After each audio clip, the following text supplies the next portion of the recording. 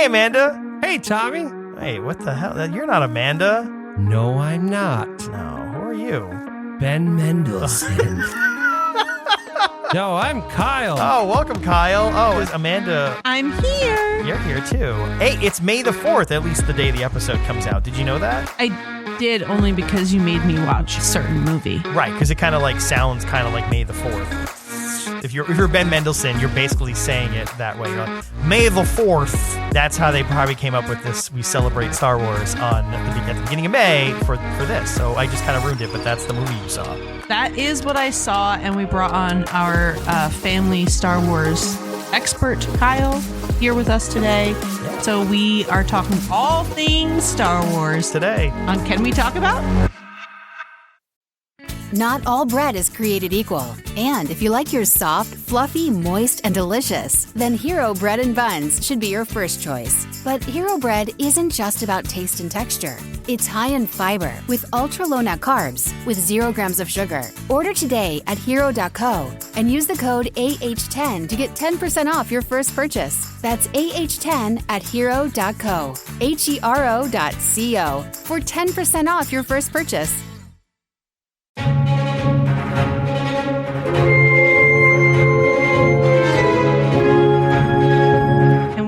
Finally talk about Star Wars. Star Wars. So, I'm a Star Wars virgin. You've never seen, I don't know if we ever talked about it on the podcast. You had never seen any Star Wars, any of them. Not the movies. We watched, what would you call them? The TV shows? The series? The series. Yeah. Okay. So I've watched Mandalorian. Okay. Boba Fett. Okay. And Andor. But up until they came out, never watched Star Wars. Which is funny because they all reference Star Wars movies, the movies, and you probably did not understand the references or the. Do the shows explain enough so you understand it? Yes and no, but I will say I didn't have a lot of say in whether I was going to watch those shows. Okay. My fiance was like, "Hey, yeah, he wanted The Mandalorian is coming out." Yeah. And I was like, this is better than watching golf. Yes, we'll watch this. And then so we watched them, and I did love them. Yeah. But that is also because he grew up in a family who loves Star Wars, and that leads us to our next special guest. Yeah, we have a special guest. Kyle, say hi. Hi, I'm Kyle. That was good. Yeah. That was really good. So Kyle is your almost brother-in-law, kind of basically brother-in-law. Yeah. And grew up a Star Wars. Did you grew up? So, because to Amanda's point, apparently the household grew up on Star Wars. Yeah, Star Wars was something that our dad definitely got us into, and that it didn't take much. It was like, here are the movies. Yeah. We watched them, and immediately it was like, I remember. I don't want to toot my own horn as the biggest Star Wars fan, but I definitely took it and ran with it, and made it part of my identity, as if they were films that had just come out. Yeah. So like I experienced them probably with just as much magic as people when they came out, because I was totally a fan. Yeah. Watched them over and over again. If they were ever on TV, I was always like, no, wait, we have to watch Star Wars. Yeah. Oh, wait, it's a marathon. Okay, we're watching all of them. See, what's funny is I didn't grow up on Star Wars. Like, they were there. My family was never into it. I didn't discover it until I think later in life. And even at that point, it might have been after the prequels, which I feel like, I'll get your take at some point on it, maybe even right now, but like on the concept, like the prequels, whether or not they were good or bad or. This is good, guys, because I have no fucking opinion whatsoever. Yeah. But I will say this. I did not grow up in a Star Wars household, but I grew up with a mother who loved sci-fi shit. Yeah. Like, we always were a Lord of the Rings. She read it to us when we were younger, big J.R. Tolkien fans. So we were fantasy people, but not Star Wars, which I don't know why. And also, I will say this before you guys divulge. Yeah. It still blows my mind because you are not a fantasy person, Tom. I'm not, but this was different. Why is this different, though? I don't know. Computers and space and that kind of stuff. Like, I'm into space adventures. I can get into that. But I don't know. Like if it's like dragons, I'm like, if it's we're new worlds and universes, I'm like, okay, I can get into that. If it's like it's Earth, but there's a dragon, I'm like, no, I can't. I don't believe it. It doesn't make any sense. But something you mentioned there too, you sent me a text in prep for this when you were getting ready to watch the movie. I'm nervous. And you're like, wait a second, which one am I supposed to watch? Because the one you told me says it's part 4. And I'm like, I know. So I would normally explain this, but actually I feel like Kyle, you're up. Kyle, you're more of an expert than I am, so I feel like you need to explain the concepts of the numbering system behind Star Wars for anyone else that might be in Amanda's seat who doesn't understand the movie. Yeah. So George Lucas came up with a cinematic masterpiece, and he came up with a story to tell in 3 movies. Star Wars.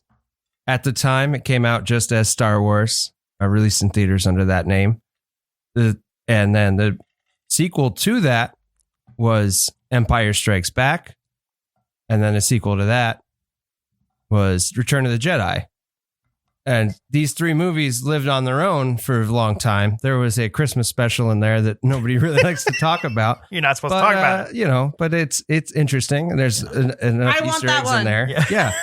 That would be a good one for you to get into. Yeah. But so come the years, is it 2000 or when the prequels came out? Yeah. I want to say it was 99. Maybe I'll 90. check it. Yeah, 99 was when before that, obviously it was established, but the Phantom Menace, basically 3 prequels are being made at this time. And the Phantom Menace kicks it off.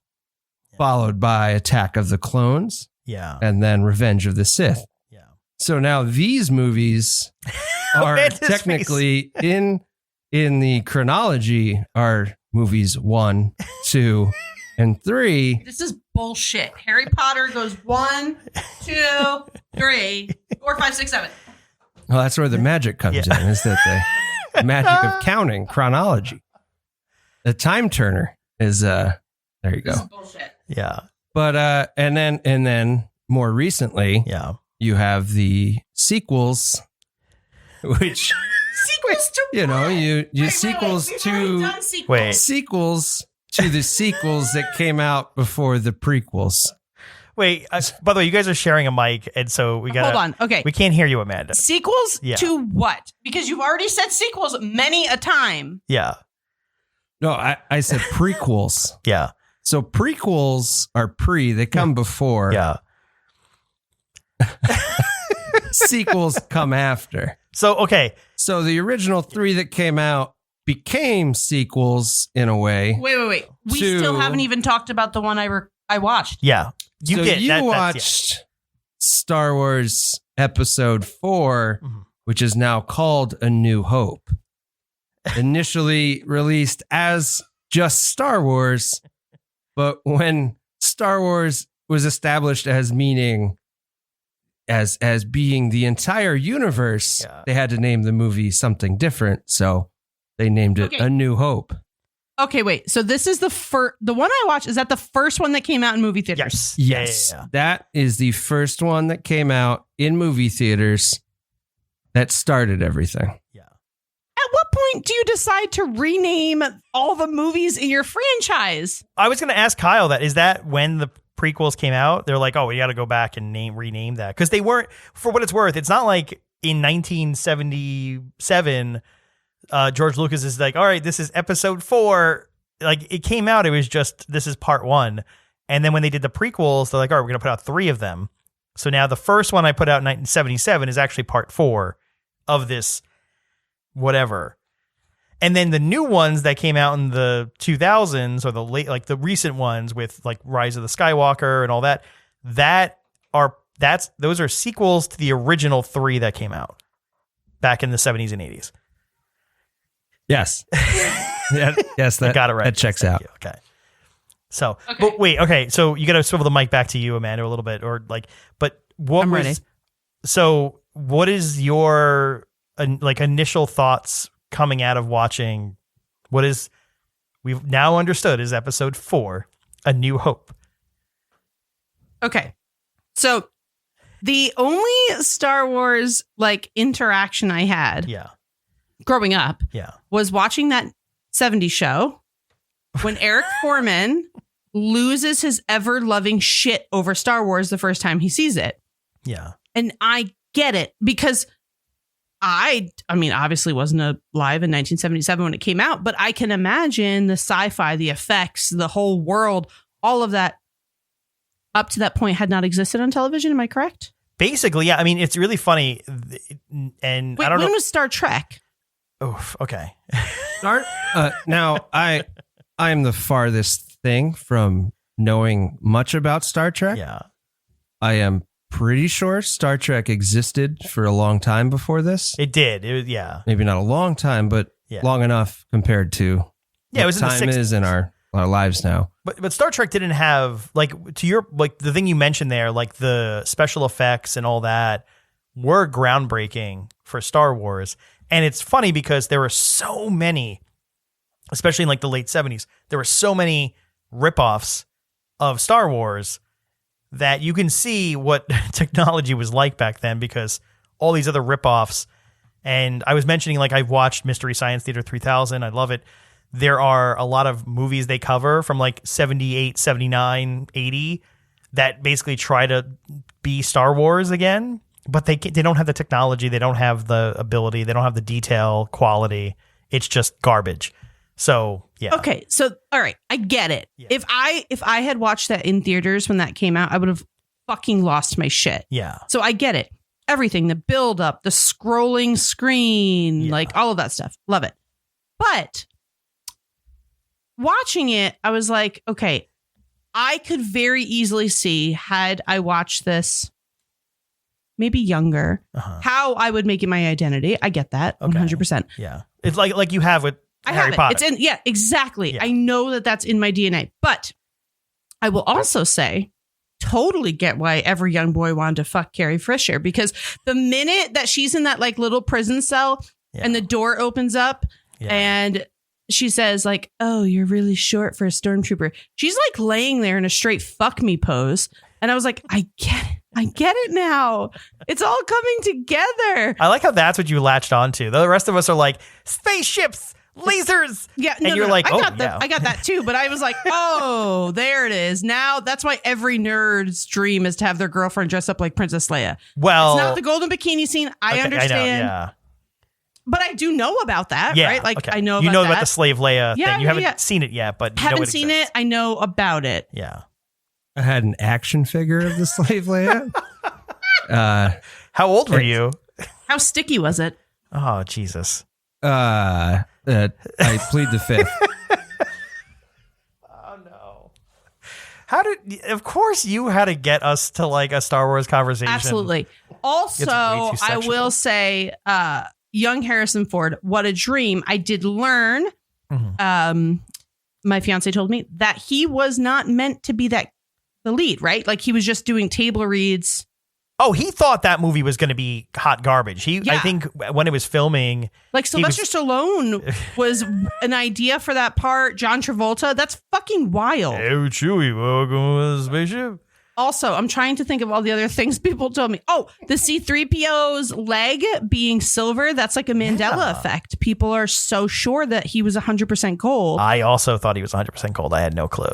Kyle? I thought he was 100% gold. Yeah. Who Okay. would have known? And the last one was the Han shot first. Yeah. Okay. Wait. Cantina scene. Okay. So the version you watched, I don't know where you watched it, but did Disney Plus. okay. Okay. So there's the scene. Wait, there's a different version? Yeah. Oh my God. Yeah. Kyle, come to the Kyle, mic. step to the mic. I'll back Yeah. up. Okay. How many variation scenes are there? So wait, Amanda, before Kyle explains, there's the scene in the cantina. Yes. And does someone fire at Han Solo and then he fires back? Greedo is his name. He's a Rhodian. So does Greedo I've been shoot to a Rhodian. at What? Han and then he like moves his head and then he shoots back and kills him? I don't fucking know. Okay. All I know is that the guy I work with, Yeah. Robert, who I was talking to him this morning, said there's a whole fucking world about Yeah. the Shootverse. I should probably care more. I know. I get it. But Yeah. I have no idea. I just know that there's t-shirts on the internet. I looked it up Han shot on the first. train and it said Han shot first. Well, Where do we stand, people? okay, so let me explain. So, and I think you and I talked about this. I don't even think it was on the podcast. I think it was somewhere else about Steven Spielberg recently came out and there was We did. the ET thing where he changed their guns to walkie-talkies and then people had given him a lot of crap about that. And then he was like, yeah, you know what? I shouldn't have done that. That was a stupid thing to do. The movie is the movie. I should just let it be. The Han shot first thing was Steven Spielberg and obviously George Lucas have worked together a bunch and they're buddies. George Lucas in that scene, they're just sitting there and then Han shoots Greedo Greedo with a hard G. I like how it, like instead of spell check, Kyle's like, I he's have a Sagittarius. His favorite food is people. And some people have spell check. I have Star Wars check with Kyle. And so so in the original scene, Han was just like, screw this guy, and then shoots him at the table. But then they're like, oh, but you can't shoot first. Like that makes you the bad guy. So when they did re-releases and remasters, George Lucas changed a bunch of scenes. And one of the things he changed was that they added a fake laser shot at Han. And then they like in After Effects, like tilted his head or his head, whatever it was, as if he like his whole body doesn't move. And then his head just kind of tilts, like avoids a thing. And he shoots his laser gun and kills the guy in retaliation rather than Kyle shooting looks first. upset with this description. Yeah. No, it's called a blaster pistol. It's not a laser gun. I thought you were getting upset about the scene and you're getting upset because I'm like laser gun and you're like, it's a blaster pistol. Let's stay on. No, your 87% description of the right? scene. It's as much as I know. I actually don't. Okay. You know, like I mainly know content. I'm not so savvy to the. Oh, I like the Hollywood business. The fun facts stuff. of it. I think I might have a couple, but yeah. But My if I have any expertise, it's on the Hollywood business drama side of the world, and that's the part that I care about or apparently lean into. So yeah, okay. So I guess you didn't even notice, Amanda, whether Han shot first or not, but you're just Didn't give a fuck. Yeah, didn't give a fuck. So would it change? Wait, go ahead. Would it change your No. feelings on Han Solo, whether or not he just killed people at whim or No. yeah? Because especially it's at the beginning of the movie anyway, where it's like, oh, he hasn't built his character arc where he cares yet, so he is a piece of shit. To me, he's a pompous little fucktard the whole movie. Yeah, so if he he's can a shoot dick. first, it matches Who his cares? personality. Yeah, shoot. That guy's ugly looking, so I get it. a scruffy looking Nerf herder, if you will. Did you just describe yourself? Sometimes. Maybe that's what you lean into. Yeah.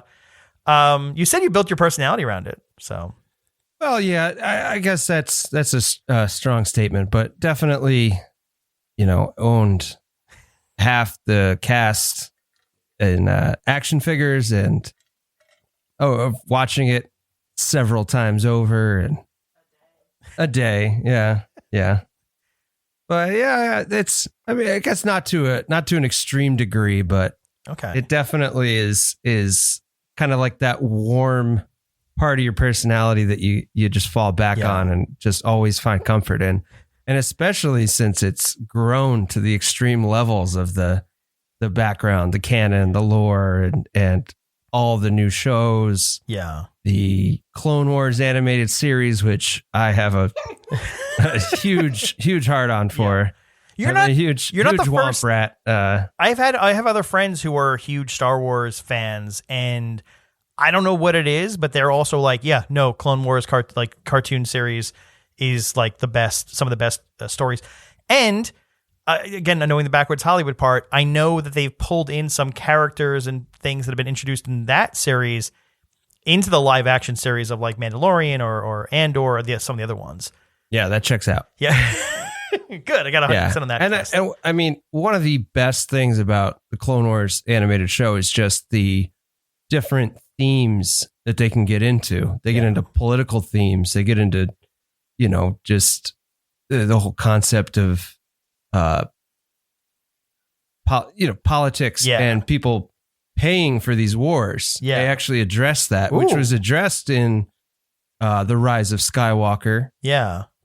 where they where they had a political aspect to it. This is movie 8 in the chronology. Yeah. Movie number 8 Amanda's lost of the main of the Skywalker Palpatine saga. I'm gonna jump ahead and do something I normally wouldn't do, but we were talking before this, and Amanda, you explicitly said I don't care about spoilers or things.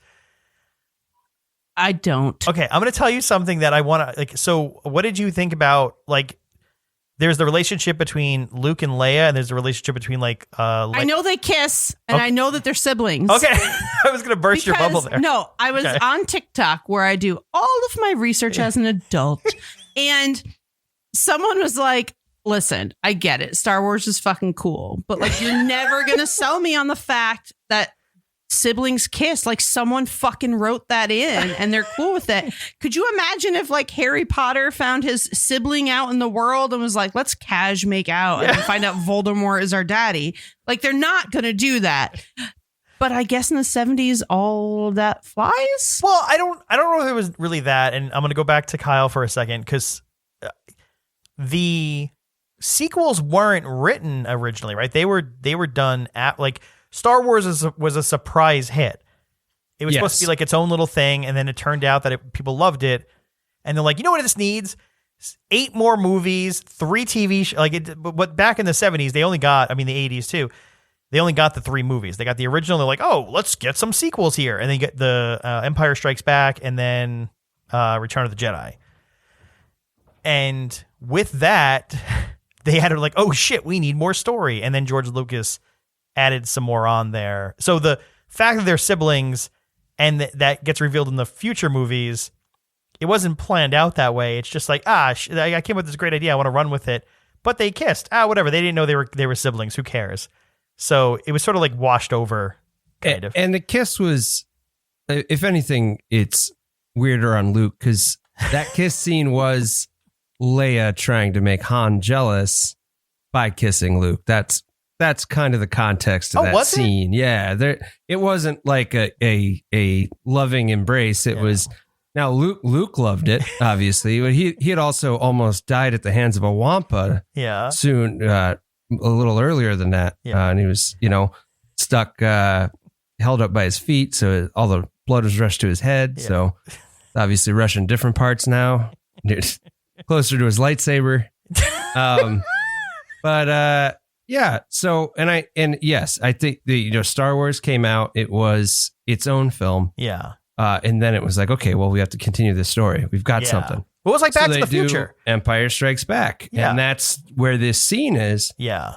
And it's not until Return of the Jedi where you find out. So the third film where they establish, okay, Luke and Leia are siblings. Yeah. And I've always found that to be like a weird reveal. It's like there's one other person that kind of has the Force, and they're already here. They've been here the whole time. Well, I was going to say they kind of did the same thing with Back to the Future, which is they did part 1 at the end. They're like, "Oh, Marty, you got to come to the future," and they're like, "Yay, end of film." And they're like, "No, we got to do a sequel." And they're like, we painted ourselves into a fucking corner. I guess he has to go to that future that Doc pulled up into the driveway with, and then Robert Zemeckis and them were like famously like, we didn't want to go to the future. They actually liked going to the past because like writing the future was kind of like difficult for them. And they're like, how do you just guess what 2015 looks like? Spoiler alert, they were a little wrong, but not fully. We don't have flying cars, but it was the same thing for Star Wars where it's like, all right, now you got to continue that story. So they had to take elements of where the story left off and then continue on. And then other fun fact, the original script for that movie was hot garbage. But they fixed it in the edit, right? Is that what it is? Like it was edited to be a good movie? Yeah. I think there were certain aspects like Han Solo is like an alien. Like he was basically supposed to look like what the bounty hunter that he shot. Okay. And I forget the rest of it, but yeah, they actually released a comic book about 10 years ago of the exact original script for it. Really? Okay. And I may have read the first one, but I didn't continue it. But like the art on the cover told enough. Yeah. For you to know that the movie that was made was the movie that should have been made. Yeah. Do you know who fixed it? I'm not asking you, Kyle. I know you know. No, I don't. Have you heard of actually. any of this, Amanda? No. So I've got my fun facts here. And Yeah. A New Hope was considered as the title when the movie was re-released in 81. Oh. And Lucas did want Star Wars to be a series, but he thought it was going to suck. And Steven Spielberg was the one that convinced him that it was going to be great. Everyone else thought it was going to be a shit pile. So that's all I know. And it's because I'm reading it off of an article right in front of me. Yeah.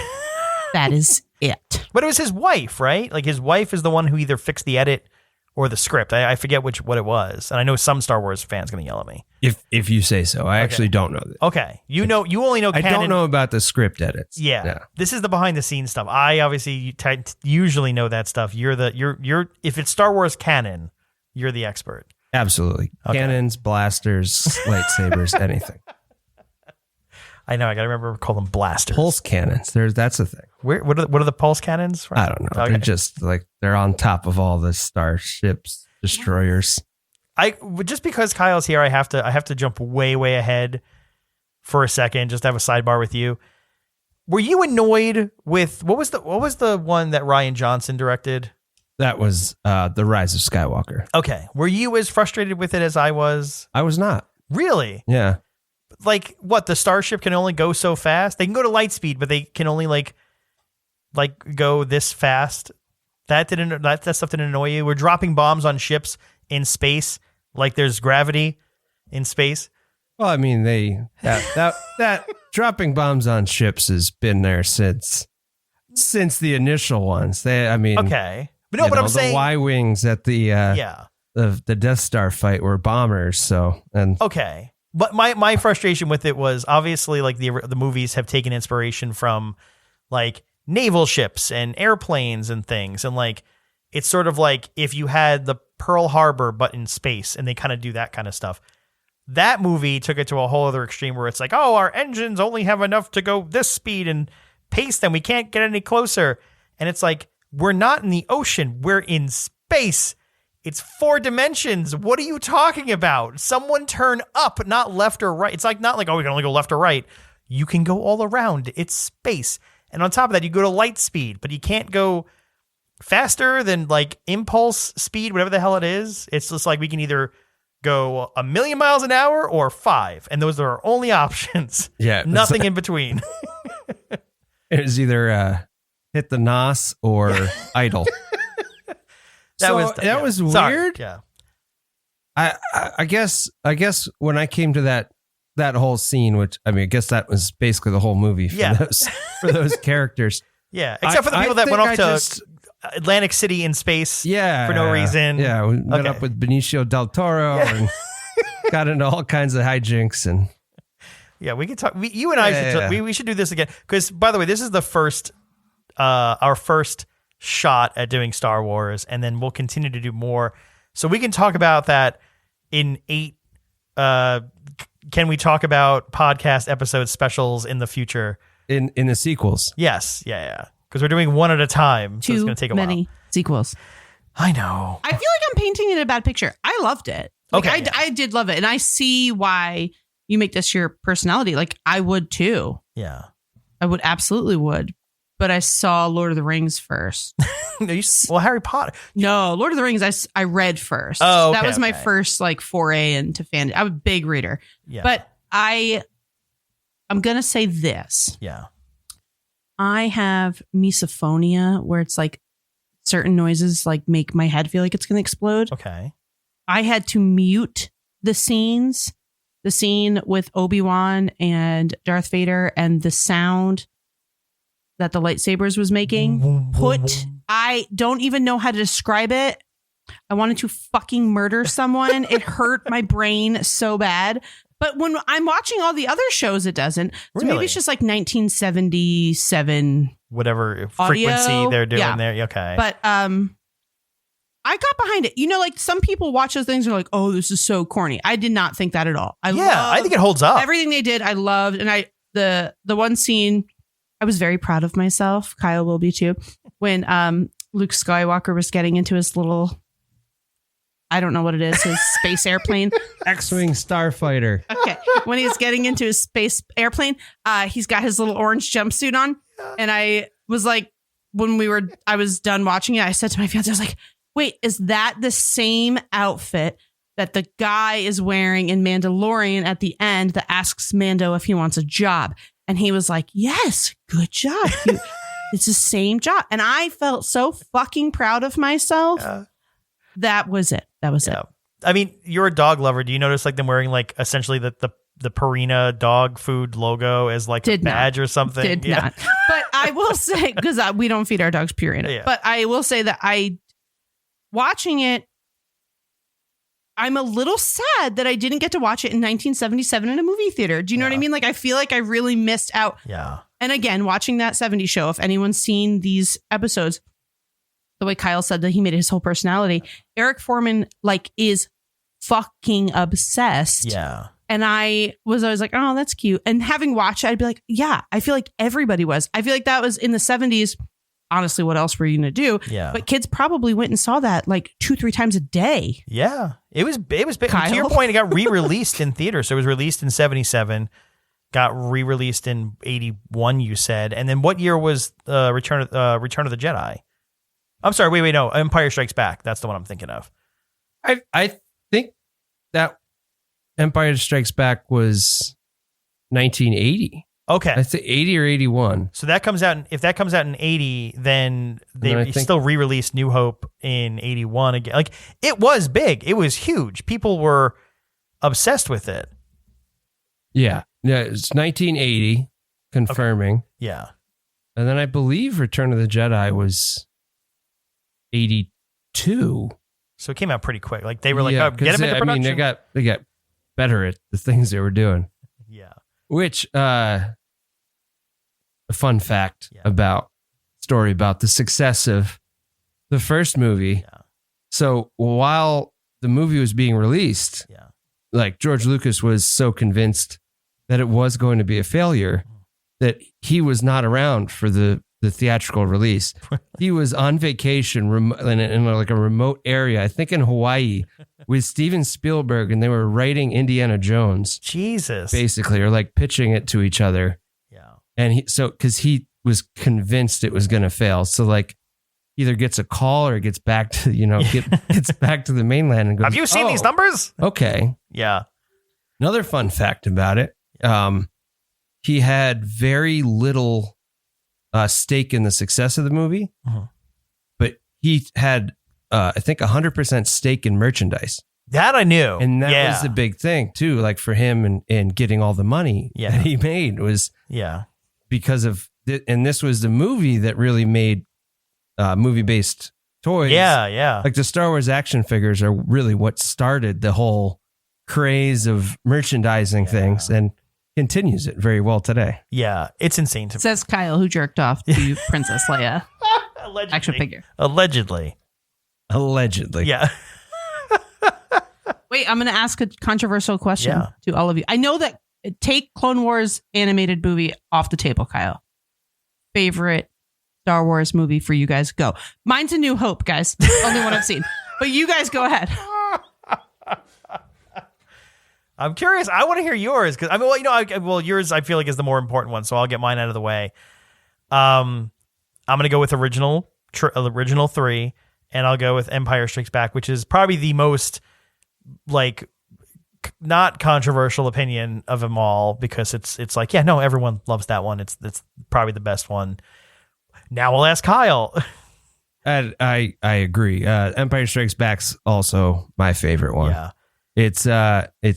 it just is the perfect culmination of the middle of this story. Yeah. And just the shock value of everything you're seeing for the first time is the snow planet, the snow monsters, you're getting into the Emperor for the first time. Yeah. Is known now, and you're building the story. You get, Han gets taken. Yeah.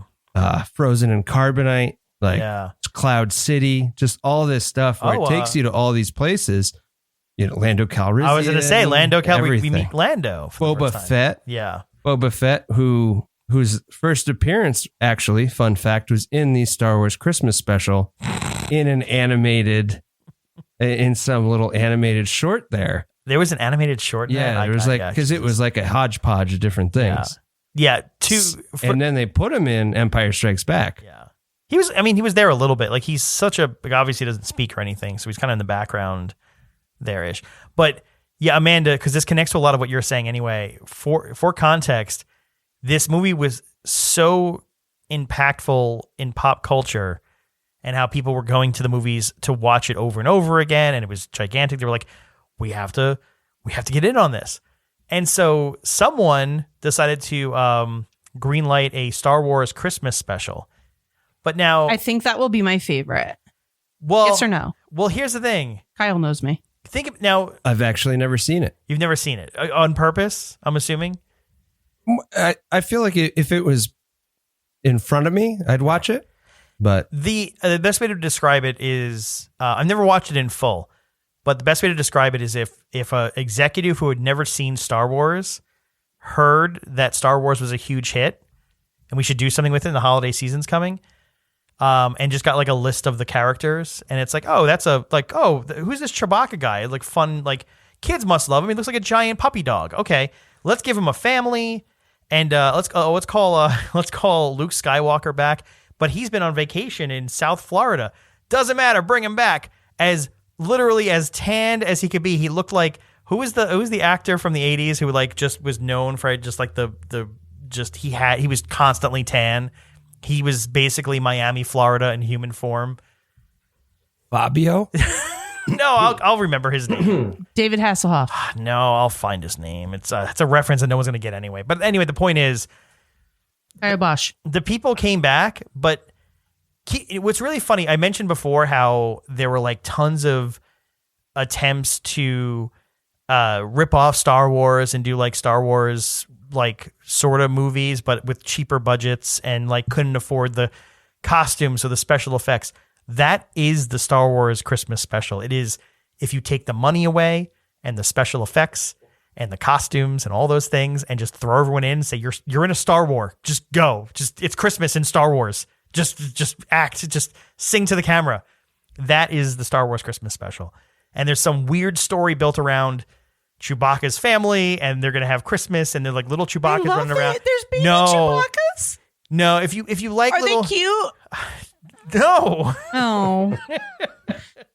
From what I've seen, they're horrifying. Yeah. If you want little cute things like that, I'm Googling it. You can get to the movie, you can get to Return of the Jedi, which has, what were those things called, Kyle? Ewoks. Yeah. Yeah, they're cute. I've seen them. Okay. They're in the shows. Yeah. You might like Ewoks. On the forest moon of Endor. My dog looks like an Ewok, right? Doesn't Falcor look like an Ewok? Yeah. He has a huge resemblance. So there you go. So you would enjoy those. You have that going for you. But don't watch the Star Wars Christmas special. It's famously bad. George Lucas famously does everything in his power to wipe it from the internet. Oh my God, they're so scary. Can you pull up a picture? It looks like they just kind of put fur on one of the Ninja Turtle heads. Fur on a Ninja Turtle. That's horrifying. Yeah. And they just, they have teeth. You can see their eyes behind it. You ever see a dog where it's like, oh my God, they have like weird human eyes behind their head, like the fur? I like that. This looks weird. like, honestly, nightmare fuel. Yeah. I will say the first video that pops up is the most disturbing moments of the Star Wars holiday special. I think that's actually just the full special. Number 1, the entire special. Yeah. And Mark Hamill, I love Mark Hamill. He is a wonderful human being. It's for so many reasons. But they called him back from a vacation on the equator to come do this and just slapped orange on him for some reason. And he just looks like it's just. Can I just say that, again, I'm sad I didn't get into this earlier in my life. Okay. Oh, I have a good story that I almost forgot to tell. Okay. Star Wars was on in my middle school growing up in 6th grade. I had gotten my first period that morning, and we were taking a trip to. This is what it's like to podcast with me, Kyle. We were taking a trip to medieval times, a school trip, and they had Star Wars playing on the TV. But I had a boyfriend at the time, and I got my first French kiss while it was playing, and I did not watch the movies. But that's the closest I ever got. It was a very big day for me. I feel like the universe So has it told holds you some nostalgia already. just some nostalgia. The music in the background, and you're just I'm getting tingly. Yeah. Absolutely. But it was a very big day. Yeah. I remember growing up when we were little, like I had cousins that fucking loved Star Wars. Yeah. And I was like, oh, this must be like a really scary movie. That's why our family didn't show it. Meanwhile, my parents didn't care what we watched ever. But I think that the Harry Potter kids now are going to be the Star Wars adults. Yeah, absolutely. In like 20 years. Yeah. And so I have to be so kind to people because that's I can't say anything. But what's funny about it too is, and I know why we didn't see it. I can tell you right now because we've been over this. It wasn't on HBO. That's the answer. Yeah, and we had a black box, and all we got was HBO. You and I grew up on HBO. It was our babysitter. But I think by the 90s, it wasn't on HBO. And so we never watched it. That was it, the end. So that's why we never came across Star Wars as kids. Okay, hot take. Yeah. These new ones like Rogue One, and Natalie Portman was in one, right? Where she's like a queen Amidala. Kyle is melting. Yeah, she was in the all the prequels. Yeah. So she was in 1, 2, and 3. Padme Amidala. I was so close. You were close. You were close. Yeah, she was the queen of Naboo. Yeah, the home planet of the Nabooans, I guess, and also the Gungans, Jar Jar Binks. Now I have avoided. This is not a joke. I have avoided the prequels like the plague. I've never seen them. I've seen the sequels. I've never seen 1, 2, and 3. Maybe I've seen pieces here and there, but correct me if I'm wrong, because I think this will blow her mind too. Natalie Portman is Luke Skywalker's mom, right? Yes. Okay. And Leia's mom. Yes, and Leia's mom. By relation. Yes. And birth. What are you doing, Step Skywalker? It makes sense. Yeah. She's hot. Yeah. She's hot. You know what I do want to mention? Yeah. Have you guys all seen the clip of Adam Scott on Jimmy Kimmel when he talks about how he invited Mark Hamill to his 7th birthday party? No. And he didn't show up. I have seen this. I cry every single time. If I see it scrolling through TikTok or YouTube, I cry. Doesn't he come out? He comes out and his little pinky is like shaking. It's like, and he starts to cry. And at that moment, I'm like, oh, that would be you, Kyle. Yeah. Oh yeah. Jesus. If Mark Hamill if I passed him on the street, I'd just pass out. I think I'd just fall to the ground. What's funny is I've met the robots.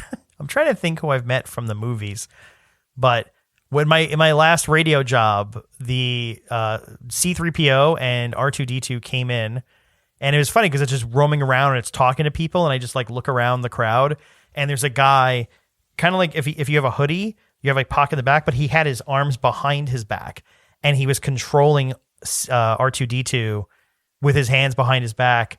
Just like pressing buttons, like muscle memory kind of thing. I'm gonna say, like, you guys can say like whatever character development you want. To me, C-3PO had the best character arc of that whole movie. He was so mean to R2-D2, and I was getting so upset. Like I had to pause. Yeah. I said to my fiance, I was like, "Is he so mean all the time?" Yeah. And then at the end, he loves him.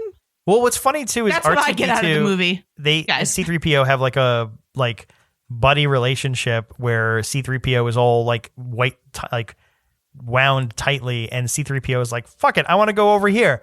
And then C-3PO, he just goes beep. R2-D2 just goes beep, boop, beep, boop, beep, boop. And that's basically him going, dude, fuck off. I want to go over here. I'm going over here.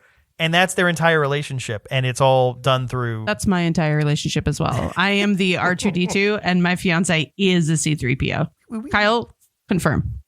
Confirm. Yeah. So, fun fact as well, C-3PO and R2-D2, the only 2 characters in all 9 movies. All 9. As far as I know. Well, wasn't there a theory that the movie all the movies were really just the recollection of R2-D2, because he's the one who is present across all the stories. And so there was a theory being like, the Star Wars saga is just R2-D2 remembering everything that happened and really retelling the story as a robot, because he was the only one present. If you say so. If you say so. And that sounds cool. Yeah. A little dark, a little weird. Yeah. You know, the memories of a robot. do R2-D2's dream of electric Skywalkers? Well, because C-3PO, they were like reset somewhere, right? Doesn't he forget everything or something? I don't think so. It was in like, not the Rian Johnson one. What's the other maybe. one? I think you're right. The newer ones I have only seen once each, I think. Really? Maybe twice each for The Force Awakens. Yeah. I will say Rise of the Skywalker. I think Rise of the Skywalker. No. What was the middle one? That Rise of Skywalker. It was, okay. I forget which one it was, but it was the first time I ever went to the movies by myself in my entire life. My wife and kid were away for the weekend. And I was like, I want to see this movie. And like Alamo Drafthouse had like one seat available. I'm like, fuck it, I'm going to go. Never done that in my life, gone to a movie by myself. And I went and I loved it. And then I was like, oh, I want to go see it again. But now I can bring my family and they can come see it with me. I don't think it was the Rian Johnson one, because I hated that one so much. I was like, this doesn't make any sense. They're doing prank phone calls over radios now. What movie is this? Who wrote this? It fell out of the universe, because the universe does take it seriously until you get to the Rian Johnson movies. Yeah, movie, and to be clear, sorry. I mean, the confusing thing to me about that is people had to sign off on that script. People had to, like, they gave way too much autonomy. For them to be so upset with how it came out and how much it diverted from things, like I don't think story-wise it killed where J.J. Abrams was taking it. I don't think it like. Wait, you said you don't think it killed it? I don't think it killed it. I don't think there's, No, I'm not. I mean, the context of the spaceship chase, weird. No. Wait, I'm going to take a step back. I'm going to tell Amanda, because she doesn't understand this, and I feel better if I explain it to someone.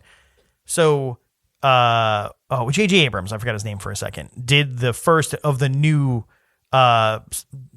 movies. What was the first? What was that one called? Do you remember? The Force Awakens. The Force Awakens, right? That's the one with Rey. We introduced Rey to the series. And we have a whole movie, yada, yada, yada. At the end of the movie, like, the whole thing is like, where is Luke Skywalker? Luke Skywalker isolated himself on a planet. No one knows why. He just disappeared. He like maybe a clue here and there, but never gave anyone a full answer into where he went. She finds the answer, finds out where he went, goes to meet Luke Skywalker. She brings him his lightsaber, and the movie ends with her meeting him, finding him, and he's been isolated. He hit himself, and music swells, and Rey extends her arm out and holds out his lightsaber to him, like basically like, the world, the universe needs you, Luke Skywalker. And then music swells, end of movie, right? So it's like, whoa, like, look, the next movie, Luke Skywalker is back. We watched a whole movie, a Star Wars movie without Luke Skywalker. You haven't seen him since Return of the Jedi back in the 80s. The next movie opens, the Rian Johnson movie. So J.J. Abrams did I'm going to keep the numbers right. So 1, 2, 3, 4, 5, 6, 7, and 9. The middle one, 8, went to Rian Johnson. And we talked about this briefly during the Glass Onion episode. Episode, where I was angry at him. And so the movie opens. You did say that you were angry at him about this. The movie opens and Luke Skywalker takes the lightsaber. So it's continuing that scene, and he just chucks it over his shoulder off a mountain and just walks away. That doesn't seem awesome. No. And this is like Rian Johnson. Like, he could have, like, all right, literally it's passing the baton. If you're in a race and someone runs and passes you the baton, J.J. Abrams was passing him the baton of the franchise and saying, you take the next lap. And then Rian Johnson physically and literally and figuratively took that and threw it away. And funny enough, Mark Hamill, that saint of a human being, has never said out loud that he hated it, like the arc of his character. But you've never had a man who will always be like politically correct in that sense and never say a bad thing about anyone come as close as he did to saying, I fucking hated what they did to my character in that movie because they completely threw out the arc and did stuff with his character and stuff. I mean, but all you need to know is where J.J. Abrams, like music swelling, like holding out the lightsaber, the audience who like you're seeing in the theater, everyone's going bonkers. Luke Skywalker's back. And then Rian Johnson, everyone comes rushing to see the next film because they want to see Luke Skywalker like don the robe, hold the lightsaber, return to the battle, save the universe. And he goes, I don't want to do it anymore. And just throws it over his shoulder off a mountain. Literally the entire movie was spent like, oh, we found this lightsaber. It was Luke Skywalker's, the man who saved us from the rebel forces and all this other stuff. Yeah, like the last 10 minutes of Force Awakens is Rey climbing this mountain, this like mossy, grassy mountain surrounded by roaring oceans to give this lightsaber back to its owner. And then Rian Johnson's like, would it be funny if he's like milking like a cow thing and it has like blue milk and then he drinks it and he's like, refreshing. Everyone's like, oh, it's gross. It's blue. We can sell it in the theme parks. Like the whole movie was just like taking all the canon and the whole reason all the Star Wars fans came running to see the sequel and said, we're going to make fun of you now. Like, you want to see Luke Skywalker? Nah, he doesn't want to do that. And then just like tosses shit. It was just, and then J.J. Abrams came back and was like, I gotta fix all of that. I gotta get this train back on track. Wait, Kyle, doesn't Luke Skywalker get his lightsaber back in the Mandalorian? Is that a thing? Oh yes, I mean he has his lightsaber. Well, but in the context of the Mandalorian, he has not lost it yet. Oh, I had no idea where it was in the timeline. So yeah, Mandalorian. The Mandalorian show takes place right after Return of the Jedi. Within a couple years of the end. I was going to ask you, that was a question I had when I watched the first season of The Mandalorian. I'm not caught up on it, but I've watched the first season. And I said to my wife too, I'm like, I don't know if that's actually Yoda or because I was like, well, maybe this takes place before that. But then obviously you have the Rebel Alliance, you have all that stuff. So it's like, all right, well, it can't be that. But I never knew what the timeline was and it was never explained. But I guess at some point, I don't know. I'm not up on the series, but I guess at some point it was explained. Yeah, it was explained. I think it was at least alluded to at the beginning. And there's the iconic scene where there's stormtrooper helmets that are kind of impaled on stakes. Yeah. And like dirtied. So it kind of gives you a sense of like the Empire was taken down. These are the stormtrooper helmets, and the helmets of the clones and stormtroopers change, and they kind of have a timeline of their own. Okay. So seeing stormtrooper helmets tells you exactly when the timeline is, which is right after Return of the Jedi. Okay. And that's why the Empire's not as powerful and they're hiding in the shadows. Because before then they would have just annihilated the planet that they were on because they had a giant Death Star that just killed planets. Pew pew. So that's also why it works in The Mandalorian, because the Empire itself is struggling to stay alive. Yeah. So that's why like a lone Mandalorian, a little baby frog creature can thwart the Empire. Well, also funny, I feel like I keep trying to ruin the next movies for Amanda, even though she only watched the first one, but I will throw this out there too. So the first movie is them, and they have this brand new starship, right? And they're just like, we're going to blow up planets with it. And they blow up one. It's Leia's, spoiler alert. And then Alderaan. And then what do you think the next movie's about? They're going to blow up another planet, or their ship gets blown up. Well, no, it did get blown up at the end of, I don't know if you were paying attention or you were still like, oh, that Leia's hot. But like at the end of Star Wars, A New Hope, they blow up the Death Star. Yes, you're right. Okay, it's the big kablooey at the end. What do you think they do the next movie? I'm nervous. What? They just try to build a new one. Oh my God. It's called the second Death Star. It's a very creative name. It's like, God damn it, that was such a good ship. All right, let's build it again, but not put in that like little tunnel so they can blow it up. Which is also kind of funny because if you own a Death Star Lego set, that's basically what you do is build it, accidentally drop it, and then try to build it again. Kyle's life in a nutshell. Those things are, I don't understand. Do you own one of those? No. Okay. it was either my mortgage payment or the Lego. It's how much is that Lego set? I guarantee it's over $200. I mean, like it's a way single more. little spaceship, like it costs like $30 to $40. Like Yeah. it's insane. The prices on these like Legos are way overpriced. Yeah. Yeah, where are we? Amanda gasped at the price. What was the price? Well, yeah. Well, one is on sale at Amazon for $1,479. Yeah, $200 was a little off. At there. that price, it should come built Yeah. With a blowjob. from Leia. From Lego. Yeah, from Leo. Leia. God damn it. Well, here's something to talk about before we get too far away from the droids. Yeah. Okay. R2D2 and C3PO. So it's kind of one of the weird things that you said you've avoided the prequels. So like C3PO is introduced in the first movie, The Phantom Menace, as being built by Anakin Skywalker. Yes. Okay. That I knew So that. Part. Anakin Skywalker builds C3PO like from spare parts. Yeah. And also R2D2 is already around. Yes. Yeah. You just want to. And R2 eventually becomes Anakin's droid. Yeah. So like if Anakin's flying a starfighter, R2D2's in there. So that also brings questions of why Darth Vader isn't like R2D2? Wait. C3PO? What are you doing here? When does the orange one show up? The circle orange. Oh, robot. BB-8? That's Force Awakens. Yeah, that was when Disney bought the rights to Star Wars and then was thinking about merchandising rights and what new things they can He's introduce. cute. I like him. Yeah. He's a ball. He's a soccer ball with a personality. Yeah. Just flying around. And wait for it. To jump ahead completely on things. Yeah. We've done that way Talking too much. about droids, Ahsoka is a new show, a new Star Wars show. I think it's the next one coming out. Okay. But there's a droid in there that was in one of the other animated series.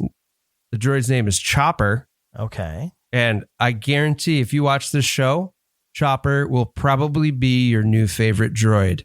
Why? If they do it right. Yeah. Because it's in the animated show, it's Star Wars Rebels, Okay. which takes place after Revenge of the Sith and before A New Hope. Okay.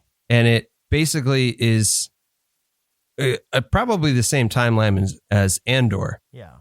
where they're building the rebels are growing against the Empire. And Chopper's just like the droid for this one little team of rebels. Yeah. And it's just in the animated series alone. Yeah. That was one of my favorite, just different, like just funny in a different way. Yeah. Well, I'm also, as I'm watching Amanda's expressions to all this, just so you know, that's how I feel when anyone talks about Harry Potter things, or what's the spin-off movies for the Harry Potter franchise? We don't have to talk about those. Okay, but what are those called again? Just you can throw it. Fantastic Beasts. Okay, yeah. Where they come from? Yeah, exactly. When he's like, "Oh, the drone, the Clone War series versus the Rebels," like that is to me, because I'm like, "Oh, I like Star Wars," but like, there's a point where I'm like, "Oh, right, I'm not that deep into it to be able to like know all those things or watch them." Kyle is. I think we just birthed a new podcast where Kyle just each episode unpacks a singular movie and or TV show in the Star Wars universe, because he didn't do any homework. We didn't even tell him he was doing this until about 20 minutes before we recorded. Yeah. Resident expert. Yeah. Better than I would do. Yeah. I don't have any computers open or anything. We're sitting here with like, I got to pull up notes. You're just like, no, I got my brain. We'll do a Good. podcast in real time Yeah. while the show is on, and I'll just give play-by-play commentary. All right, but wait, before we've been talking Star Wars for like an hour. Amanda, so beyond Leia being just like, you went off, I now, based on the stories you've told now, my Yes. hypothesis is you heard the music, it spurred memories from your adolescence, and then you're just like, oh, I'm like Horny. No, Yeah. I will say though, I kind of put myself in like, not to cross nerd streams if we're like two nerds pissing in the same toilet. I'm not trying to cross our nerd streams here, but the way that I felt when I first saw the Harry Potter movies and that music hit, like that first time I got to hear the Harry Potter music, or when I went to Universal and I saw Hogwarts for the first time, I cried, full disclosure. And it is a surreal feeling. And I'm very jealous of people in the 70s that got to sit in a movie theater and just see those words scrolling across the screen, which I think is so fucking crazy that it was just a long, giant piece of paper. It's nuts. But that feeling, you can't replicate that. I mean, like Kyle said, he saw the movies with his dad, and knowing his dad, he probably made it like the best experience ever because his dad is the best. Yeah. But I'm very jealous of that. And I don't get me wrong. I'm, being facetious, but I loved it. I also loved watching Mandalorian. It was like I had to be forced to do it. Yeah. And then once I did it, I fucking loved it. And then he was like, "Oh, Boba Fett, you want to watch that? Yeah, sure, why not? Andor's that. Let's watch that." Yeah. So I love the world because there is so much. But even watching Mandalorian, I've now 3 seasons in. My fiance is like, "Oh, look at the fucking, he's on the whoozy whatsy machine. It goes across the sand." Kyle, what's those called? Did you stump him? Yeah. Wait. Well, which episode? TIE Fighter. Hold on. There's several. Oh, no, it's not Oh. It goes across a sand crawler. Yeah. Sand crawler. Sandcrawler, There you go. Okay, so those things. But like, I don't know the names of those things. Yeah. And he's got them like they're at the ready. So I love people that love the worlds that they love the way that I love mine. And I'm glad I watched it. I'm glad I waited till this moment to watch it because there were so many, like you have that thing at parties for Never Have I Ever back when you're in college. And it's like, what's that one thing you can fuck everyone up with? Yeah. I had 2. I've never eaten Chipotle and I've never seen Star Wars. Oh. Now I've done both. We've taken it away. So yeah. I've got nothing. Yeah. Literally nothing. Well, if you were at Chipotle, you have diarrhea. I have Crohn's disease. I had it standing outside of Chipotle. So, It's like Han shit first. ba-da-bum-bum. So yes, that is my synopsis, and I'll let Kyle sing us off with the love of Star Wars. Kyle, tell us why it's so magical. All right. For the next hour, we're going to talk about. No. All right. It's the universe that was created, which is wonderful. And I do want to say, checking out there's another show on Disney Plus called Industrial Light and Magic.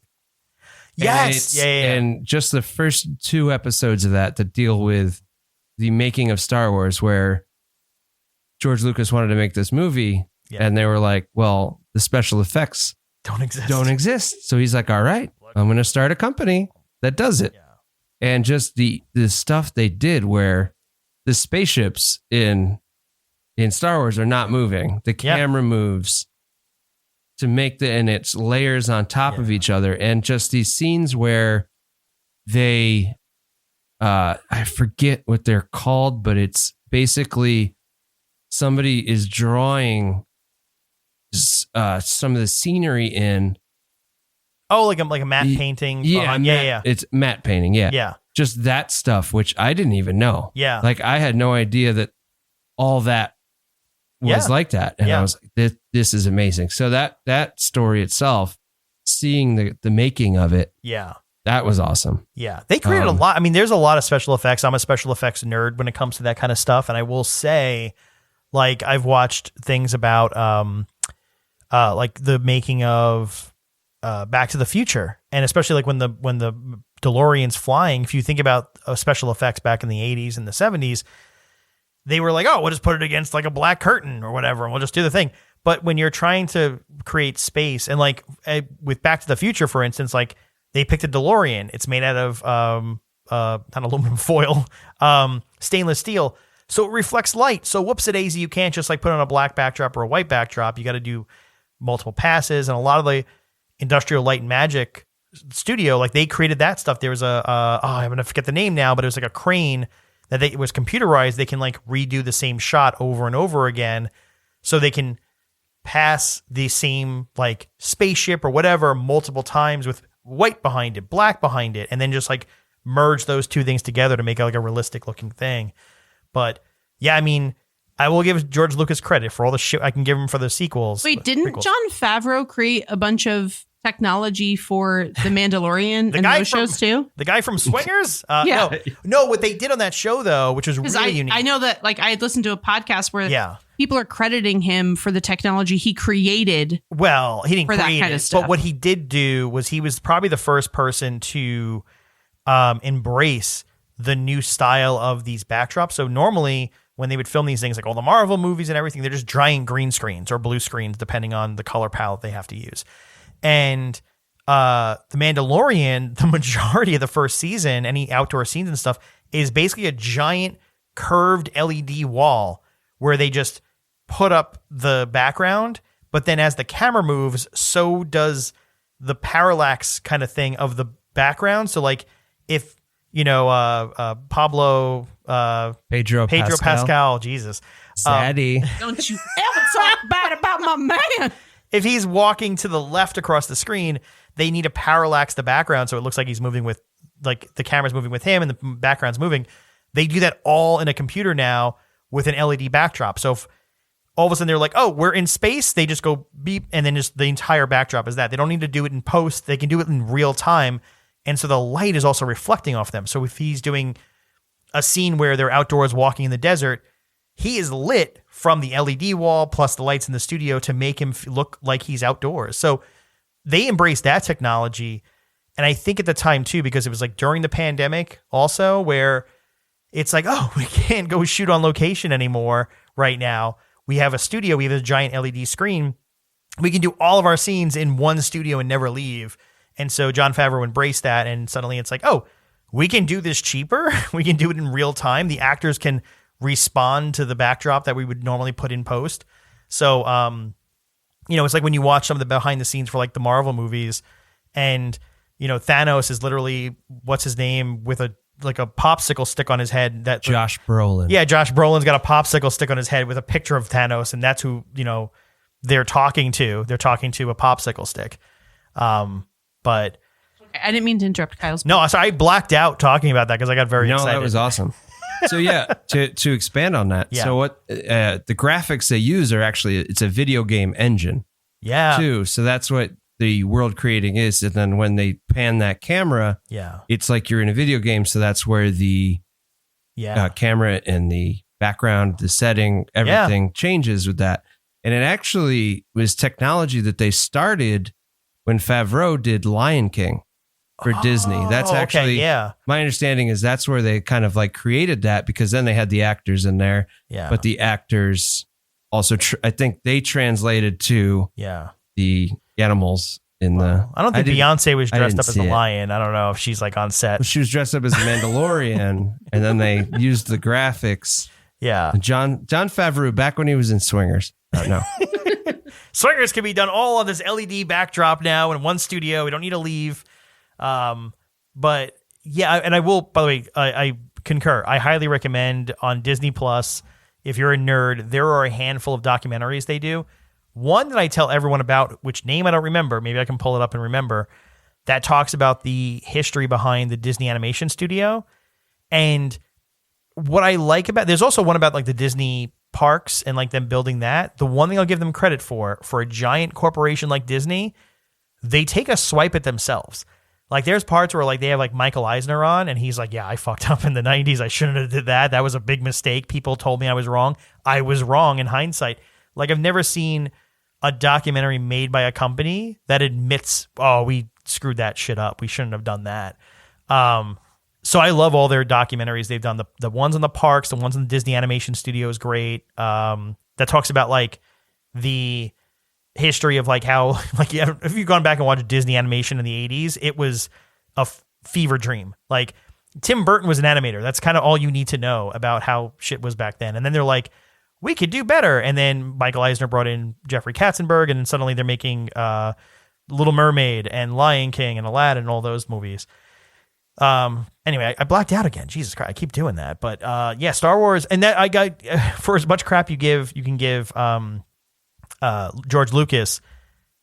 He built that technology. It was used in a lot of Steven Spielberg and George Lucas movies. So you mentioned the movie they were writing in Hawaii or whatever. Indiana Jones. Or Raiders of the Lost Ark. Raiders of the Lost Ark. Yeah, get it right. And then Back to the Future used ILM technology and a bunch of others. I forget which other ones. Yeah, it goes on, basically goes all the way through to Jurassic Park. Yeah. Because they were in charge of that, and just seeing them also use that to basically, they created the 3D graphic. Like somebody on the team was like messing around with it. They weren't supposed to be using it. Oh, really? Yeah, and he's an interesting guy. He's very much like somebody that if you met, you'd be like, this guy's an asshole. But like, he just kept working on it, and then he knew people were in there watching footage, and he just played it for people, and they were like, whoa, wait, can we do this? Yeah. And then they're like, yeah. So, and it's cool because somebody involved with the ILM was like the stop motion animator. Yeah. And he was this, I think, dyslexic. Okay. I think he was dyslexic, and it was like, he couldn't really do much else. And then they create this technology that's like basically just obliterates his job. Yeah. But like, it needs people that understand how things move. So it's also like, he still had a job. Okay. Yeah. So there's like intricacies to this. You can't just create something and then, you know, it has no backbone. Yeah. I will say the other thing I love about the original movies, to somehow bring it back home there, is, and now that, especially Amanda, since you've seen some of the other newer things, I think the originals, like, they're okay with just like showing a ship flying through space and giving you music and showing like there is a battle happening. We don't need to like swing the camera around or constantly be showing you action or like plot. Like, it's like, okay, just kind of meandering and telling you the story, but doing it at a slower pace. I think that's the other draw to it too, is just like, it's okay at its own pace. That's which is definitely to be said about The Mandalorian, because you have some very slow moments in that show, but it's all building. It's taking its time. It's making the right moves, getting the right background to the story. Yeah. I don't know. I watched, I don't know, the guy from Breaking Bad showed up and tried to kill Mandalorian, and then I was like, and that was the last episode I saw, I think it was the end of season 1 I saw. Yeah. Giancarlo Esposito as Moff Gideon. He's still around. Yeah. He's still around. Right. Well, spoiler alert.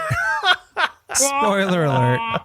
Well, I don't know. Maybe. Did you know, though, that actually Revenge of the Sith, so the third movie in the chronology, a lot of people choose that. They make that out to be a perfect movie. Really? Which, like, watching it for myself, I remember not thinking that highly of it. Yeah. But like, it's like, that's what's out there. That's what people are saying. That movie is perfect. And you know what it is? It definitely pairs well with the Obi-Wan Kenobi show.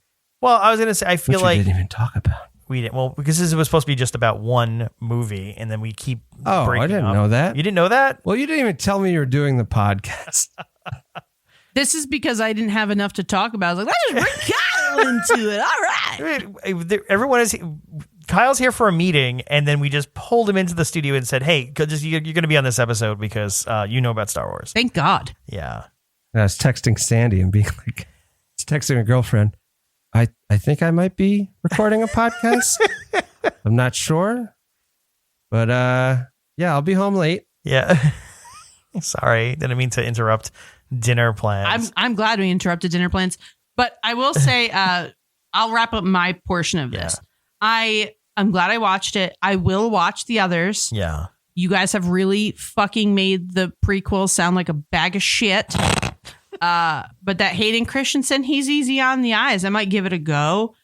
Right? Doesn't he play Anakin Skywalker? Yes, yeah. Actually, Liam Look Neeson. At me knowing names. Wait, Liam Neeson in the Phantom Menace. Mm-hmm. Qui-Gon Jinn. And then God bless you. who's the other guy? What's his name? Oh, Ewan McGregor. Ewan McGregor. Ewan McGregor. Oh, yeah, he plays Obi-Wan. Yeah, he's Obi-Wan. Yeah. I don't know, the pairing of the two of them, when you see, again, I've never seen it, but like when you see scenes of them like getting ready to do battle together, I'm like, they just look like cheesy characters. They don't like, but all right, I want to take a dump on that real quick. And then what I'll come back to is something you said earlier. I think what it comes down to is it's whatever you grew up with. If it's, those movies came out in like the early, like literally like 99 and 2000 and 01. So like, I think if people like were kids in like 99, 2000, like that's where I'm like, all right, I get it. Like you grew up on that. That was your Star Wars because you literally. My 3-year-old niece is watching there's like a little like Pixar-y type cartoon, and she always asks to watch it, and they're so cute. It's really cute. But even as. I know this is probably breaking both of your souls. No. But I was like, she wanted to watch it the other day, and because she thinks Baby Yoda looks like her little tiny brother, which is not a very nice thing to say. We'll have to revisit that when she's older. But I was like, oh, this is cute. She's gonna like Star Wars. Yeah. But I probably would have liked it if I had that when I was little. But Kyle, are you okay with all those movies? Like all the media, like all the shows and cartoons and like everything except Solo, a Star Wars story. Oh man, that movie was development probably one of the worst things I've ever seen. Even parts of it were good or could have been good. Yeah, I just think I don't think that they developed the Solo character at all. Yeah, I didn't mind. It just felt like they were setting up a really, really bad story to try to. It just didn't need to exist. That's the biggest thing. Well, for me, I love Phil Lord and Chris Miller, right? Which I see those names. I know Inside Hollywood, but do you know who they are? Like, do you know what else they've done? You can keep talking. Okay, so they did Clone High, which was one thing, but then more importantly, they did the Lego Movie. They did 21 Jump Street and 22 Jump Street. They're doing the Spider-Man Into the Spider-Verse. That was them. They are very smart, very funny guys. They were also involved in. Did you ever watch, Amanda? I'm talking to you. Did you ever watch the TV show? I forget the Last Man on Earth with Will Forte. Yes. Okay, so I did. Yeah, so they directed that and produced that. That was a production of theirs. They did the After Party on that's an Apple TV one, right? Apple TV, yes. Yeah, they did that. They're very funny guys. They were the ones doing the Solo movie, and they were like giving Han Solo a little bit of a comedic spin, but staying within the universe. And famously, Kathleen Kennedy was just like, I'm not happy with the direction this is going. Kathleen Kennedy was the head of Lucasfilms at Disney. She was not happy with the direction they were going. Removed them from the film and installed That's dark. Ron Howard.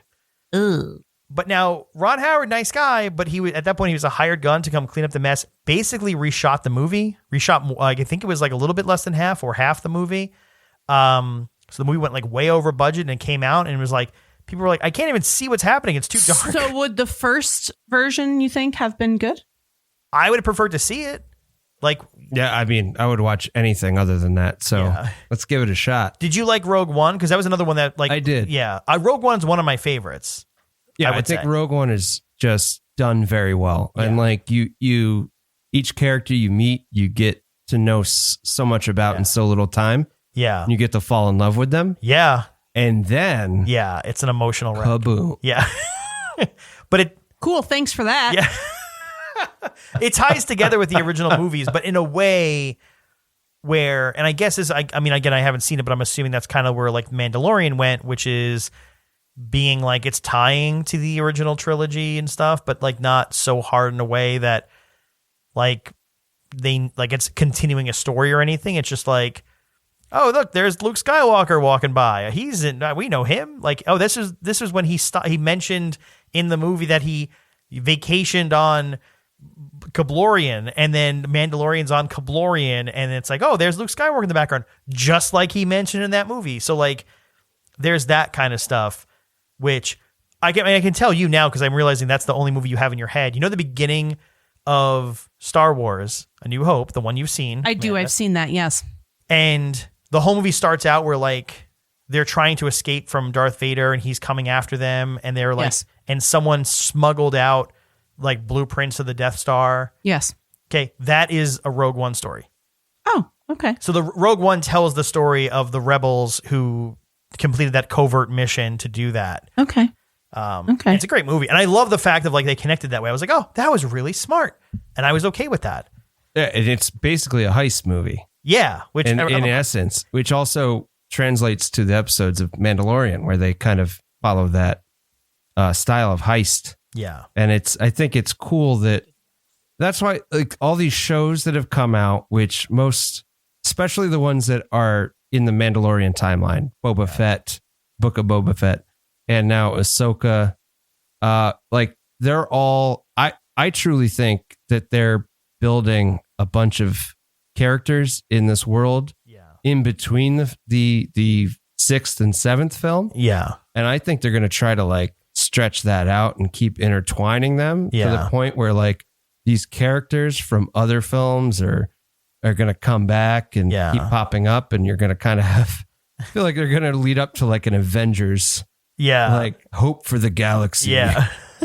And like everybody's in it. And I really thought that one of the coolest things I really like is Tamira Morrison, who plays Boba Fett in the Book of Boba Fett.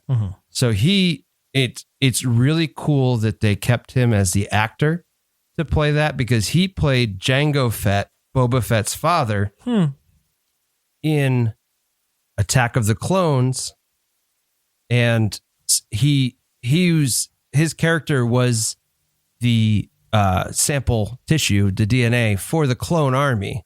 So like all the clones have his DNA, and Boba is actually his son, but he's a clone. But they don't put like the extra quick aging serum into him. They leave him alone. And the Clone Wars series surrounds that, and they all are modeled after him. That actor, but he's not the voice actor. So they bring him in as the actor. It makes sense. That's what Jango looked like. That's what that. But they also throw clones into it. I think it was Andor, where I think where there's or Kenobi. I think it's Kenobi, where Tamira Morrison is like a homeless clone. Because the clones were famously discarded after their use was no longer needed. Because by the time they're stormtroopers, they're no longer clones anymore. I'm gonna honestly, Kyle just needs a whole podcast about that. I was gonna say one thing, because I've only seen certain things. This is a very rudimentary question, and now I feel like Amanda. I thought like when they talk about clones, like when you see like the hundreds of like robots, are those are the clones? No. Oh, so I didn't know this. You mean like the at which point in the prequels? So when you talk about clones, like the Clone Wars, because that was the thing too. Somewhere in the original trilogy, it's like, oh, back in the Clone Wars, like you and my father fought in the Clone Wars, right? Like I think, And then George Lucas is like, well, now we should tell the story of the Clone Wars, and then does that through the animation series in the prequels. But that's my question: is when they talk about clones, are they humans? Are they? I don't know what they are.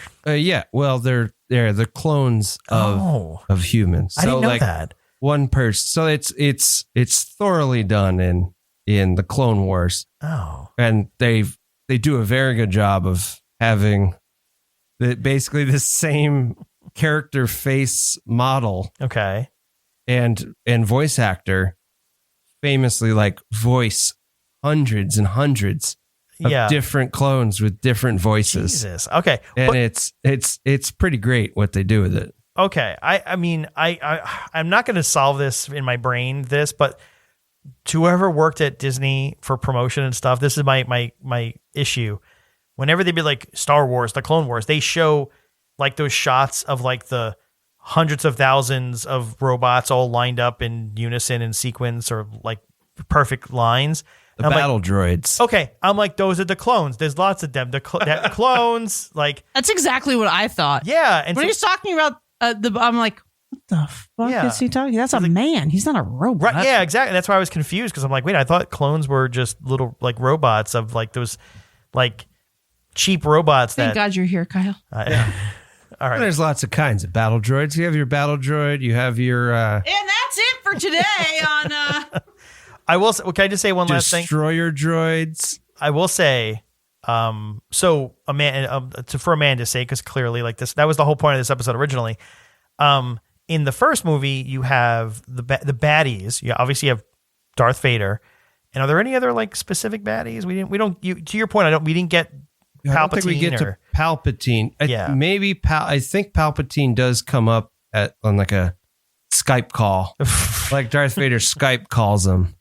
But I don't think he might be mentioned in the scrolling text at the beginning. I think that's accurate. But okay, because the reason I say that is because we have other baddies throughout the movies. So there's other like, generals or whatever who are like fighting them, and then Darth Vader or someone comes along and is like mad at them. So for the first Star Wars movie, you do have Grand Moff Tarkin. Okay, that's where I was going with this. That second baddie in command to our main bad guy in all the movies. My favorite is from Rogue One because Ben Mendelsohn, who I love as an actor. I love Ben Mendelsohn. And I love Ben He's Mendelsohn. Wonderful. And him as that character, just the bad guy, is I love it so much because he's just such a good bad guy in that movie. And I'm afraid of him. Like everyone else is just, oh, you're just British. You're trying to be intimidating with a British accent because you're British. That doesn't fool me. Ben Mendelsohn, who I think is British and puts on an American accent anyway, scares the bejesus out of me watching Rogue One because I'm like, he is an actual bad guy. He is scary. And especially when he like lisps through everything he says anyway, where he's like, destroy their ship. But he does it in such he's so angry and you're like, oh my God, he's a scary person. The lisp doesn't stop him from being scary. It makes him more scary somehow. Yeah, he's got that lisp is really, I think, he could be a terrible actor. I have no idea, but like that lisp just sells everything. Everything he's in. He's been, even when, I can't mention it. I'm legally not allowed to mention the other movie he's a bad guy in. Guys, I feel like this whole episode can be, we were like, we try to keep it around an hour. At 62 minutes, we tried to wrap this up. We're hitting the 85-minute mark, and But you know what? For what it's worth, just to be clear, I don't know why I'm saying this in the middle of the episode, an hour and a half in, but this is a Can We Talk About special. This is not a part of our season 1 or season 2. This is a little special we're throwing out for Star Wars Day. So May the 4th be with you. May the 4th be with you. Of course, I mean, most of the audience is listening to this way after the 4th. We're like, oh my God, would they shut up about May the 4th? If I have to walk into another office and my office mates are like, hey, happy May the 4th be with you. I'm sure that's annoying the hell out of people. He was also the bad guy. I'm going back to Ben Mendelsohn. He was also the bad guy in Ready Player One, where he was a good bad guy there. Too. Yes. So Ben Mendelsohn, great bad guy. Bloodline, Netflix. Oh, yeah. Excellent performance from him. Or show, yeah. Yeah. The show itself is great, but like that's the first thing I saw him in, and I was like, this is worth the price of admission. I always see on TikTok, I know he's a Skrull. He's a Skrull, so you could catch him in the Secret Wars. That's right. Yeah, he's Captain Marvel. Yes, Captain Marvel.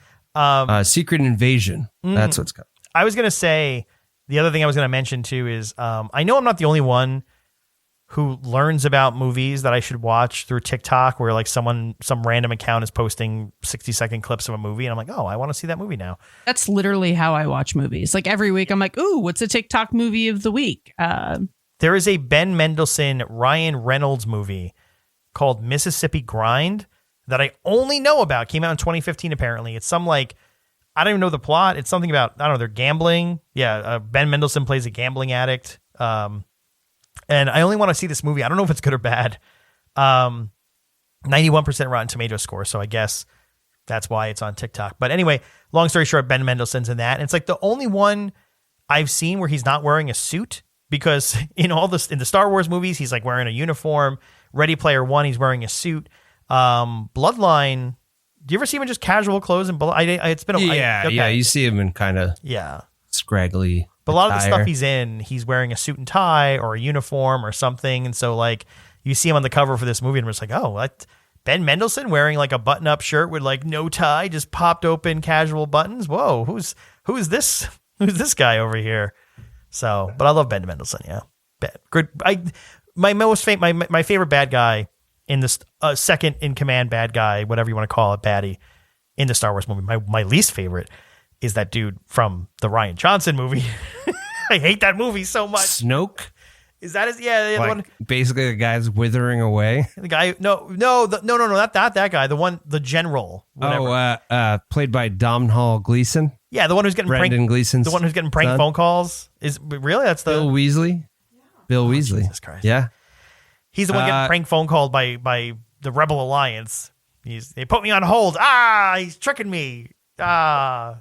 No, that movie sucked, Amanda. Don't watch it. I won't be watching that based on this alone. There's okay. Can we end it? Can I end it by just ranting more about that movie? Because this is not the Stoner movie episode, but I feel like I can go on a fun rant. Yeah, just everybody watch the Clone Wars. Okay. That's important. Again, you were not the and first. Star Wars Rebels. Yeah, you're not the first. And then Ahsoka. Okay, well, now I can't back this up anymore. But no, you're not the first like Star Wars super fan that I've met that's like, oh, those are fantastic. The storytelling there is amazing. So I'm just saying you're not the only person to recommend it. Okay, so that's how we're ending this. Thanks, Tom. I'm not special. Thanks. I'm just backing you up in I've heard other people say the same thing. What if I talk about it like a Ben Mendelsohn lisp? That's like next, but that'll be the next podcast. Yeah. It's like, you know how like Madonna moved to London and suddenly it's like, why is she talking in a British accent? She's not British. She's from Long Island. Like, what is she doing? And then I'm just going to start talking with a Ben Mendelsohn lisp from now on. Well, no, it's deeper than that. Yeah, I know. It's in the back of the throat. It's in the... A Star Wars villain. Yeah. Fire! I'm gonna destroy them. I can't. What's funny? I can't do it because like he's like fire everything at them. Like it's in the back of. It's like his tongue is upside down. It's almost like a slither. Yeah, it is. In the movie, I'm not legally allowed to mention. There's like this one quiet scene where I guess I could say the line where he's like, who are you or what are you? Like, but even like quiet and he's intimidated. Just his, I don't know. I don't know. I like Ben Mendelsohn's voice. I can listen to that all day. On the last episode you folks listened to, Tom brought us into Family Matters. On this one, welcome to the Ben Mendelsohn Fancast. It's like you just going like full horny on whatever the topic is. I could have talked about Pedro Pascal for fucking another 90 minutes, but I didn't. I reined it in. When do we get Slave Leia? That's the Return of the Jedi. Return of the Jedi at the 23-minute mark. Okay. No, that's not accurate. I was going to say, I feel like maybe that's the one Amanda should like. Tom bought that so quickly. Yeah. He was like, oh, okay. Yeah, 23 minutes. Yeah, you're right. Makes sense. I just imagine you with a little like action figure, be like, look, Leia, here it comes. When you were a kid, you spoke like Ben Mendelsohn. Tiny Ben Mendelsohn. Hello, Leia. Sorry, I took that. I'm going to show you my Star Wars. Oh, man. Did he die in Rogue One? Is there a chance we see more Ben Mendelsohn? No. Yes, he did die. He did die. Well, do you know who you know, maybe Rogue he was One, cloned. Maybe he was a clone. Yeah, he could be a clone. There's cloning now. Yeah, and they're not robots. All these actors could have more work. Oh, yeah. They haven't leaned into that, have they? Guys. Yeah. I'm going to have to be the mom here. Okay. Okay. I liked it. Yeah. End of my synopsis. Well, thanks for coming by, Kyle. Now we're going to talk about Empire Strikes Back. Are you this like at up to 11 on any other pop culture movie series franchises? The Marvel Universe. Okay. Anything to do with that. Lord of the Rings, I can hold my own. Okay. Never seen that. Any of them. I'm trying to think of what else. Pretty good. It's pretty good with Harry Potter. Okay. Yeah, I can cast a few spells. So we just have to have you back. We have to do like a Marvel movie or. I think we should just give him the Star Wars universe at this fucking point. He's earned it. I'll do some side episode. We'll do some spin-offs. Well, between seasons, we always have a break, and we'll have more opportunities to. Is there like an anniversary? We have to check the calendar. Maybe there's an anniversary for Star Wars or Marvel coming up. You know what we could do? We should just make some prequels to the podcast. Yeah, like Star Wars. Like Young Sheldon. Yeah, that was just a joke. Yeah, like Young Sheldon. I really, by the way, I've never seen that show either, and TikTok's doing that thing. I've seen it through TikTok. I've seen every episode, I think. I've seen it only through TikTok, and Bill Ponderosa from Always Sunny is the dad, and I'm like, I really don't want to like this show, but I don't know. It doesn't like, what's her name from Roseanne is there. Bill Ponderosa is playing a dad. I don't know. I'm like, maybe it's a good show. I don't know. But when everyone's like, oh, CBS, Young Sheldon, I'm like, oh, God, that's just that you might as well just say Planet Mars. Like, it's not my thing, but TikTok's selling stuff. I don't know. They always do. Yeah. All right. All right. Well, thanks for coming by, Kyle. Kyle, thank you. Yeah, Kyle. May the force be with you. Oh, that's evergreen, so that's not specific. I'm going to say it with the Ben Mendelsohn lisp. May the fourth be with you. We'll see you next time. Thanks for having me. Bye. Nice buns, soft, fluffy, and ultra low net carbs. Discover Hero Bread, the delicious ultra low net carb bread with incredible taste and texture. Hero Bread has 0 grams of sugar and is under 100 calories per serving. Plus, high in fiber with 5 to 10 grams of protein per serving. Available on Amazon.com, Walmart.com, and at hero.co. That's HERO.co. Delicious, ultra-low net carb Hero Bread buns and tortillas. Soft and fluffy, high in fiber, and with 0 grams of sugar, up to 10 grams of protein, coming in at under 100 calories. Order today at hero.co and use the code AH10 to get 10% off your first purchase. That's AH10 at hero.co. HERO.co. Order from hero.co now and get 10% off your first purchase with promo code AH10. That's 10% off with code AH10. HERO.co.